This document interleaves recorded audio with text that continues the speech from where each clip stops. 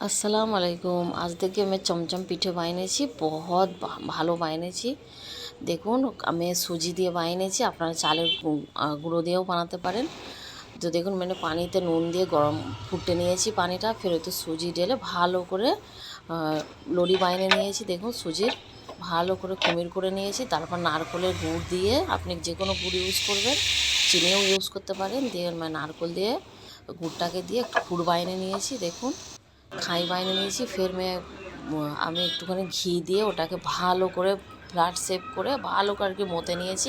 নিয়ে নারকেলটাকে ভেতরে দিয়ে লম্বা লম্বা শেপ বানিয়ে নিয়েছি। দেখুন আপনি যে কোনো শেপ দিতে পারেন। দিয়ে ফের দেখুন আমি পানি গরম বসিয়ে দিয়েছি, তার মধ্যে একটা জালের প্লেট রেখে দিয়েছি, তার মধ্যে যাতে ভাপটা উপরে উঠে ওটা ভাপে হয়ে যায় পিঠেটা। দেখুন পানি গরমের উপর বসিয়ে দিয়েছি, ফের হয়ে গেছে। দেখুন একদম রেডি হয়ে গেছে। ফের নারকেলের মধ্যে আমি কোট করে নিয়েছি। আপনারা বারিক পিষতে পারেন মিক্সারে, ফের গুঁড়ো নারকেলও ইউজ করতে পারেন। দেখুন খুব সুন্দর খেতে লাগছে, গুড়ের সাথে তো খুবই